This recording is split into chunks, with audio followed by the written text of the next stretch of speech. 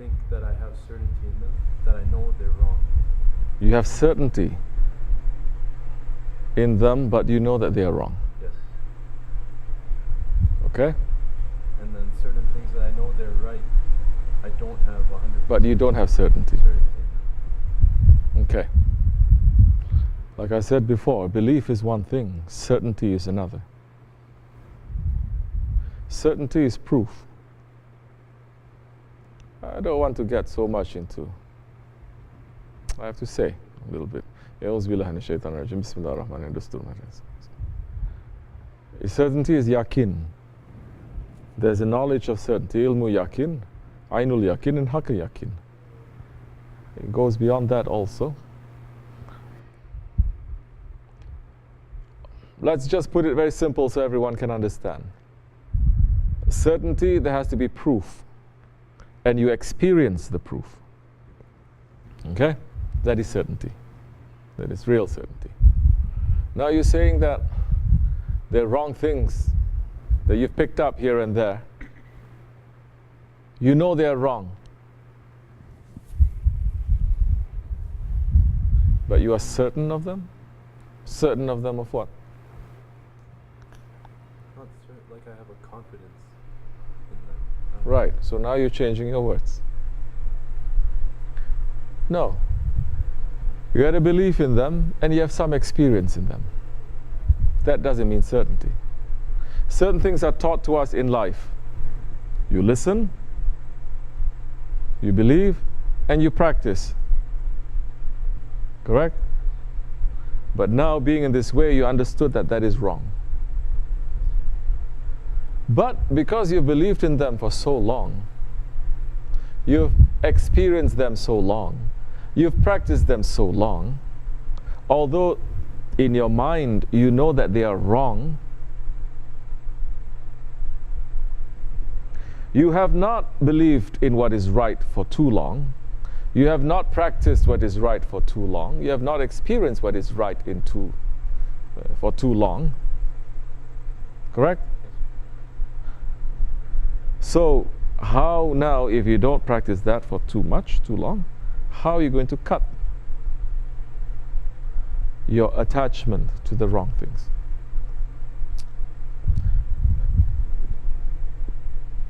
Islam came in 23 years. 23 years. How many times have you heard me say that? 23 years. Prophet ﷺ came to bring Islam. He could have done it in 23 days. It is not impossible. It's possible for the Prophet ﷺ. He could have done it in 23 hours.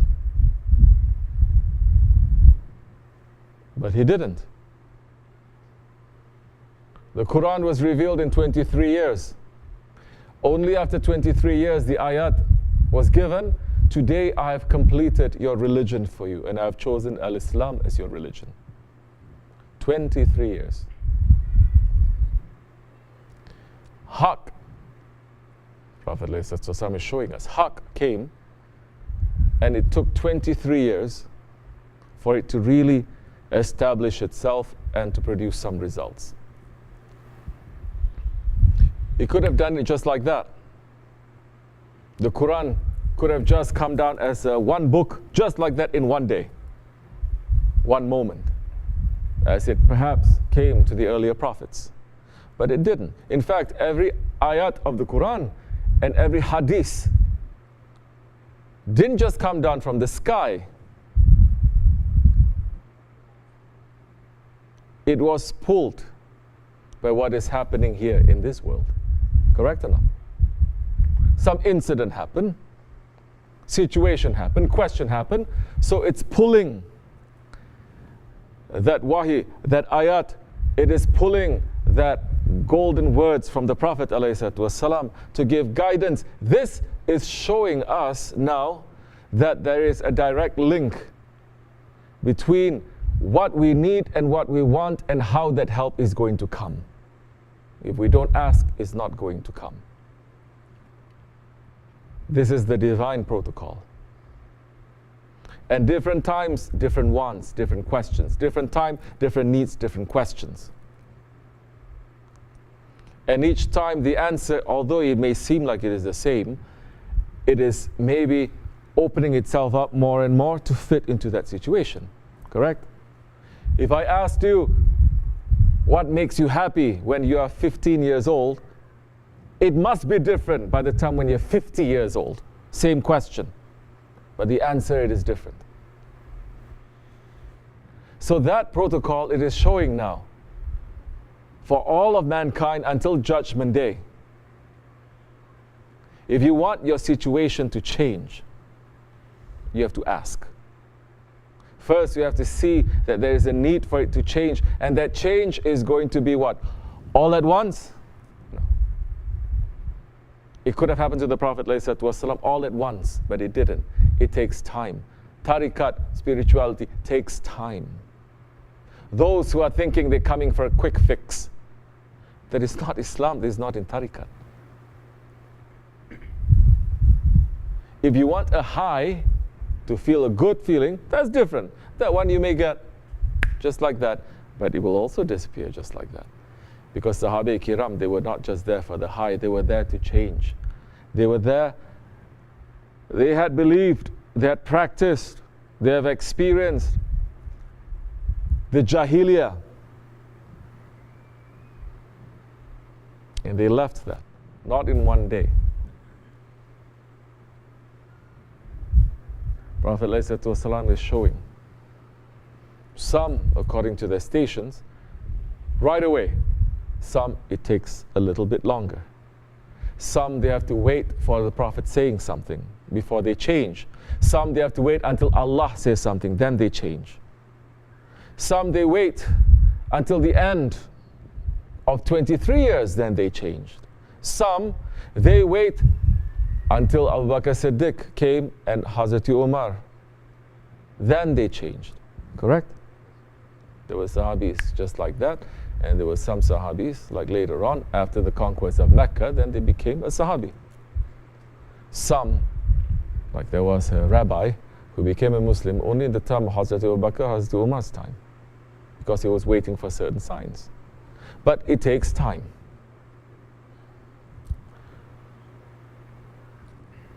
So our Jahiliyyah, we don't want to say that Sahabi Kiram, they went through Jahiliyyah. It is bad manners. Our Jahiliyyah now, if it took us, say we met Shaykh Efendi when we were 30 years old, like this, like that, say we really come into responsibility, 16 years old, so 15 years say. We were just running with our ego of listening to other people's egos and shaitans, and it took 15 years. 15 years of that. It's going to take some time for that 15 years that took root in us for it to go. Okay? How fast it's going to go, it is according to your submission. How fast that disease, that cancer, that tumor, that bacteria is going to go is according to your submission to the doctor. Which means that sometimes it is very easy. But sometimes if you want to change quicker, it's going to be difficult.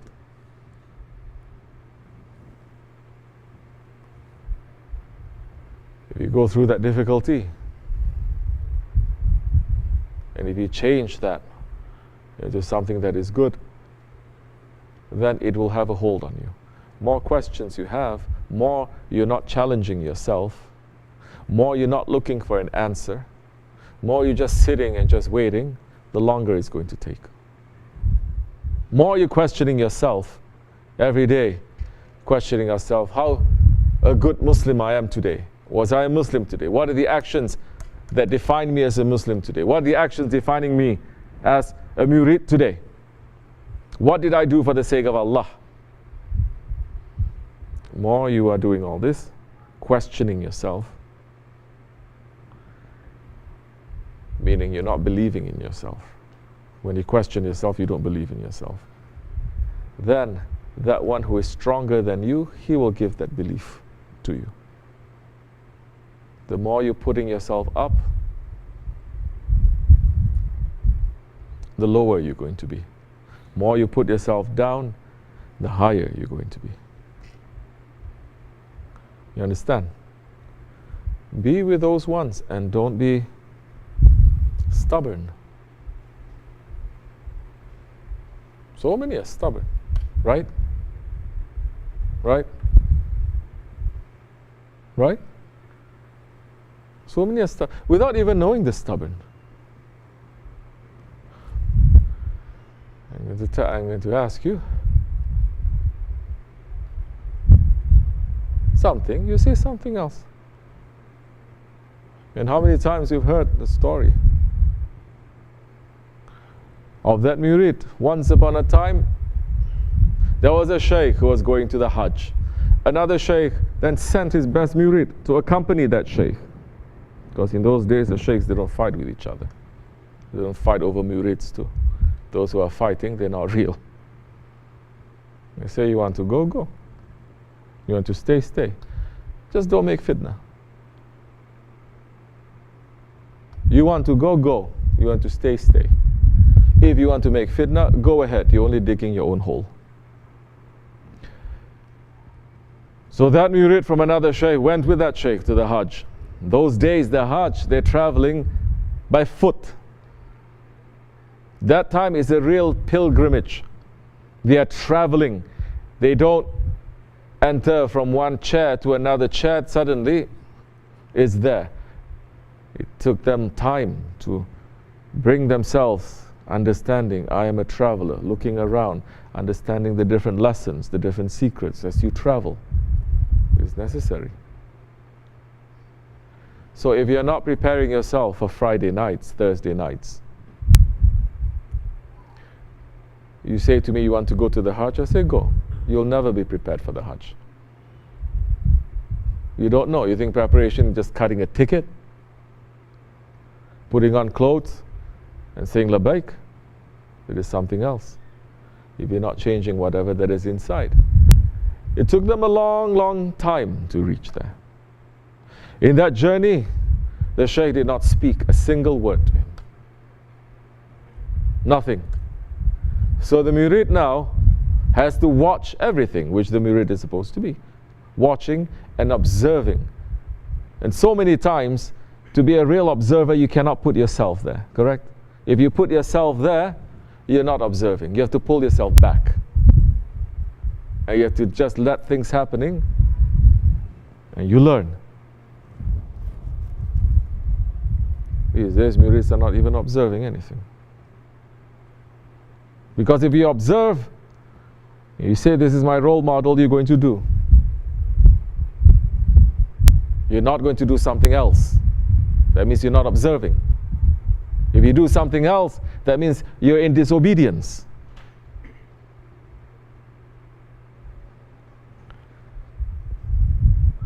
When they were coming back, the Shaykh didn't say anything. When they were nearing to their destination, the Shaykh turned to that murid, which that murid now, without any verbal sign, he must serve that Shaykh. He must know what the Shaykh is needing. He must run to serve, because there is a murid. Without speech, you think that is easy? Well, those who were murids. We cannot call ourselves, not you, not me. They were understanding. Hearts were speaking. From a look, the murids, they know, they understand, and they change.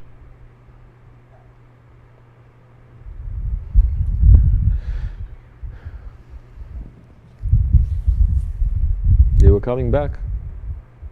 Then the Shaykh finally said something. He turned to the murid and he says, what is your name? And the murid says, my name is Ahmad, son of Ali. Let's say.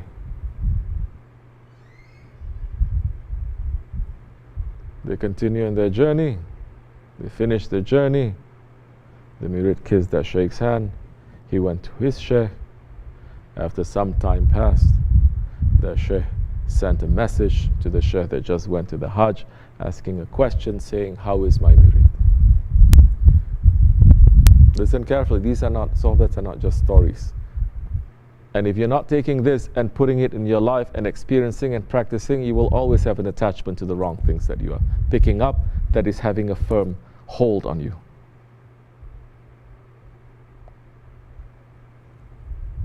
The Shaykh is saying, how is my murid?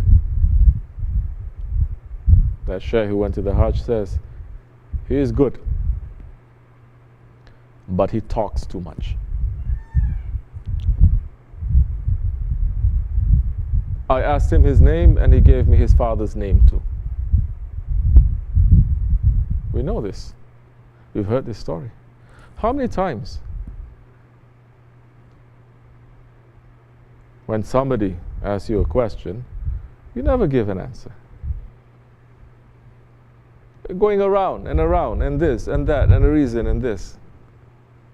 Why are we doing this? Because we're going to be questioned on the day of judgment, don't you know?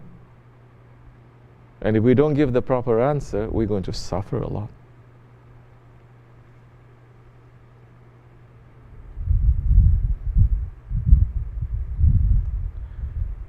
Very few can just listen. Because they listen, they start questioning. They listen, they start thinking. They listen. Very few can just be present like a dead body and just listen. There's so much activity going on there, going on there. Yes, when you're not preparing yourself, you're still bringing the dunya inside. Physically, you are here. Understand? So the training, something that is simple, and this is not a difficult thing.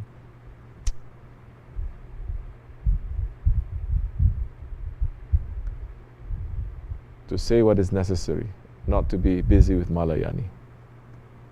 There's a very big skill. So when you can identify, you know what are your weak points, stubbornness, you know that, then we're going to say, very good, you know. What are you doing to change? If you're knowing and you're not changing, that's even worse than not knowing. You know, but you don't change. That's even worse. Because once you know, you're responsible. If you don't know, you're not responsible. In Islam, if you don't know, you're not responsible. But if you know and you're not doing something, we must fight. We must try. We fight and we try.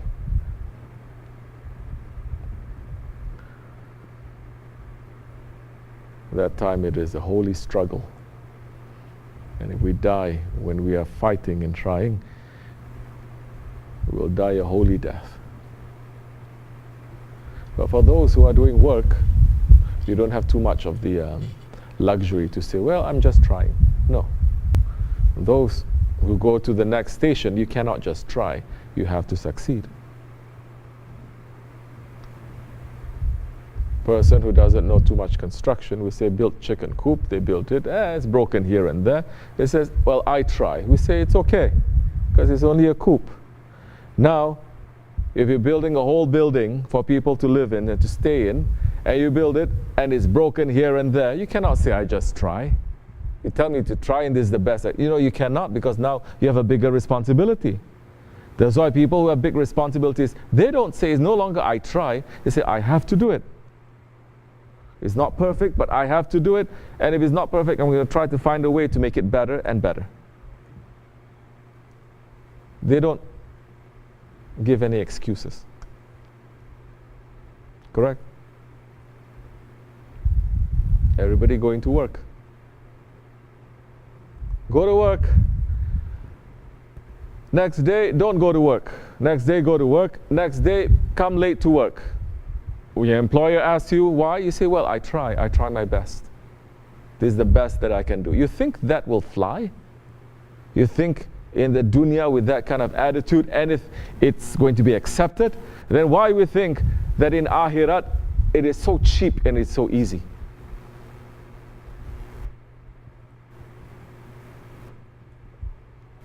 So break that attachment.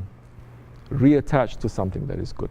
You have the belief in something that is good, but you don't have too much practice. Practice it. Practice it in a way that it becomes now a part of you. Then that time when something comes and that even that pull comes, you understand. It's only a pull. It's empty there. It is not certainty. It's just a little attachment. It's not an attachment. It's just nostalgia. It's not even nostalgia. It is a wrong memory. Memory that you really made up to look so nice. When you look at the memory properly, the experience properly, you see that it is filled with dirtiness. Why are we concentrating only on that? Oh, ego likes it. Now the ego likes it. Now, before it comes up here to you, that nostalgia, that memory, from a mile away you understand, okay, this is my ego pulling. Then it's up to you to do something about it. Understand? وَمِنَ اللَّهُ تَوْفِيقْ al-Fatiha. This much is enough. Assalamu alaikum wa rahmatullah.